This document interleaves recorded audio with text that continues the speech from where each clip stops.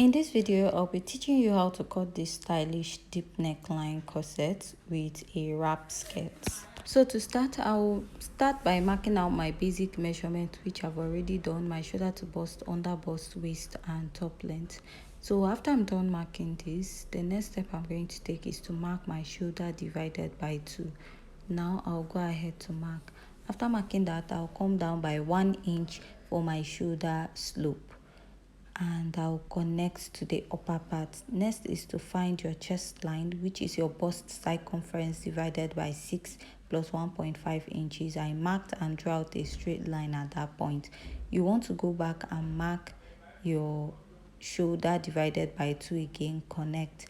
Now you're going to divide what you have here into 2 and fold your tape, mark, then come in by ½ inch. After this, go ahead to mark your bust circumference divided by 4 on this point. Now you're going to place your curve drill, connecting all the way from the shoulder to the armhole and down to your chest line. And after you're done connecting to the chest line, the next step you're going to take is to mark your dart. And to mark your dart, you start by marking your nipple to nipple divided by 2. My nipple to nipple is 7 inches. Divided by 2, I have 3.5, which I marked all the way to the lower part of this pattern.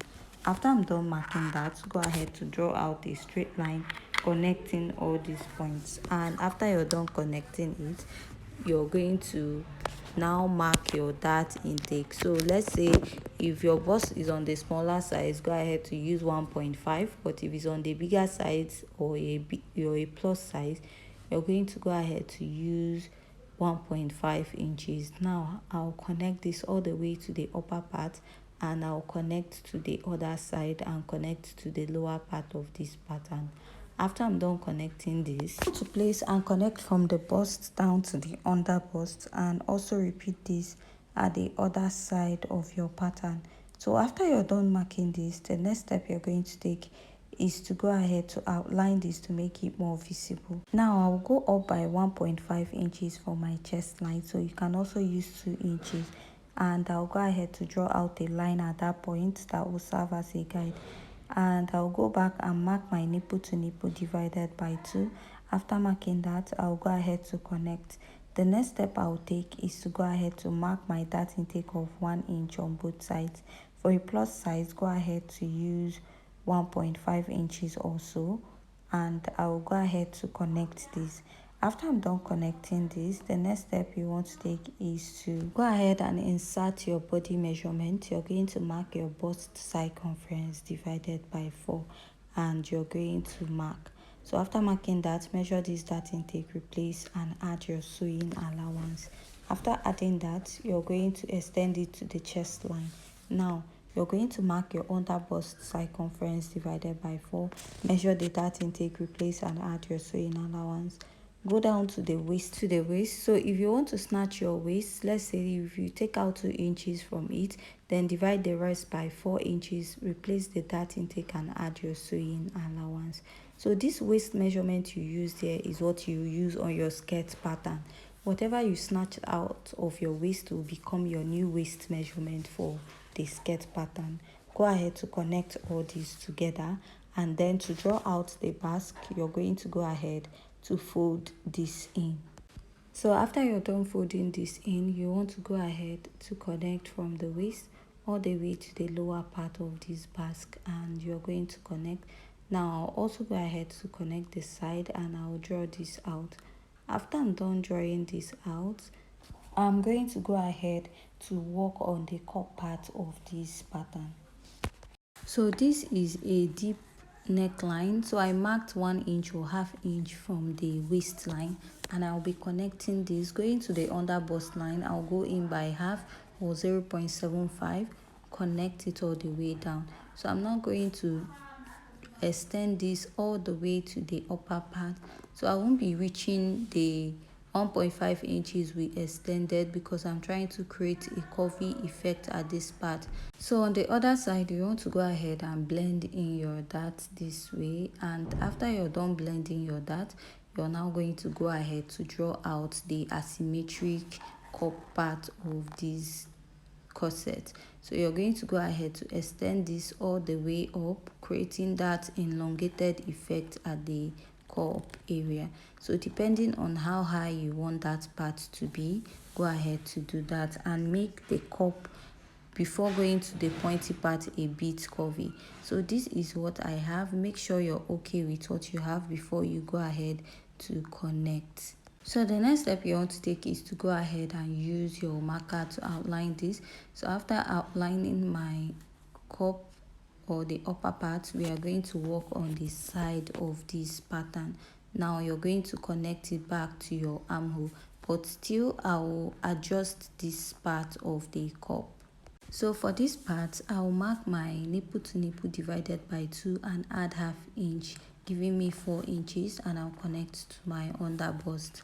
After I'm done marking this, you want to connect your cup on this side, place your curve through, and you're going to connect your cup pattern. And this is what I have on this part. Label this as A and B. So looking at the cup, it's as if we have like a second cup underneath it, like there's a second cup under the cup. So I'm just going to draw this out just in case it has like a second cup. So just when we are cutting this, we are actually going to cut out 2 patterns on this part. So just connect the upper part of your cup, and after that we are done marking this out. So if you notice, I didn't actually use a bust dart for this, but if you want to go ahead to use a bust dart, you can go ahead to do that. And to get your bust dart is the difference between your shoulder to waist in front and your waist in at the back. So I went up by half inch at the side. This is to prevent the armhole to be a bit revealing, and connected the part for the yoke, for the center yoke. So I'll just go ahead and I will cut out this pattern. So if you have any question, you can also ask concerning this pattern illustration, and I'll just go ahead and cut this out. So after cutting it out, we are going to replace or trace out the lower part of this cup to get that lower part. I don't know if you understand, but while cutting you're going to understand. So I'll trace this out, and after tracing it out, I'll cut out this part. So this is for the lower cup, and I'll go ahead to also trace out the other side this way. So what I traced out initially was not looking nice, so I just had to use what I had to cut out. So what I'll do right now is to go ahead and place this and cut out. So this will be for the upper part. You're going to join it as one cup and join this other side separately. So moving over to the back pattern, I've marked out all the basic measurements, and this is what I have. And after this, the next step you want to take is to mark your dart. So I will be marking my nipple to nipple divided by 2, and my back pattern stopped at the waistline. Go ahead to connect, and you'll be marking half inch on both sides. After you're done connecting, mark 1 inch here, and you're going to take this all the way to the upper part. And after you're done connecting at this point, insert your bust circumference divided by 4. Now add your sewing allowance. At the waistline, mark your waist circumference divided by 4. Measure this dart intake and add your sewing allowance. So remember, it's the snatched waistline you used for the front pattern, that's what you use for the back. So here I'll just go ahead and outline, come in by 1.5 inches or 2 depending on how open you want your back to be. I'll outline and then go ahead to make a dot to indicate I have a lacing bar. Go down by half inch, and I'll extend this up by half inch at the chest line, because we also did that for the front pattern of this dress. And when you're cutting out your pattern, when you're joining, make sure that the waistline of the front matches the waistline of the back. If it doesn't, just go ahead to trim it out so that it will match. For the back pattern, you can just blend in your dart and have one piece for the back pattern. For the skirt pattern of this dress, what you're going to do is place your tape at the starting part of your skirt pattern, that is your shoulder to waist, and now get the full length of your dress. After that, measure 7 inches for the hip line, and you're going to mark. Now after marking this, label your hip and waist. For the waistline, you're going to use that same snatched waistline you use for the upper part.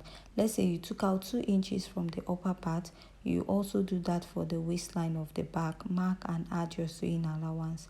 At the hip, mark your hip circumference divided by 4 and add your sewing allowance.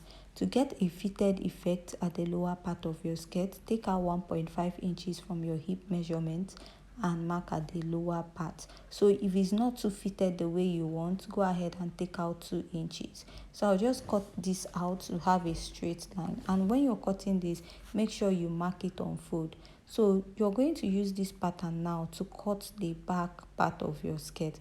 All you need to do is to place your skirt pattern and add 2 inches or 1.5 for the zipper allowance in front. So now we are going to use this pattern to cut out the front. For the skirt, we have like an overlapping effect, and you want to create that also. So from the upper part, you can go in by your sewing allowance, and after that go in by 2 inches or 1.5 after your sewing allowance, because we have that on the side of that skirt. So coming from that part, you're going to draw like a curve connecting from that part, and when you're going down, make sure at least you leave your sewing allowance and about 2 or 3 inches, and you're going to connect. So from here, after your sewing allowance, just leave about 1.5 because that side went in, and now you're going to extend this to the end of the skirt pattern. The difference is that that side, at this other side, the skirt did not get to the end, and the other side you have to place it to the end. Now take this your skirt pattern and place on another pattern paper. You're going to go ahead and trace out your original skirt design first on your new pattern paper, and after doing that, you're going to transfer this on the other pattern paper. So I'm just going to use this and I will rule it on the line. So if you don't have this, you're just going to go ahead to use your scissors and make a mark on this point. So I've actually forgotten the name of this, what I'm using to make this mark. Now, just like I said, if you don't have, use your scissors to make that sharp point following the curve. So after this, I'm just going to trace out that line. So it might not be visible for you, but it's actually visible for me here. So I'll just go ahead and use my pencil to draw out, and I will now go ahead to cut it out. After cutting it out, so I'll just go ahead to cut out the other side. After cutting out, this is what I have, and make sure you add 1/2 inch in front to turn up this part of your skirt, and you're now going to place it this way.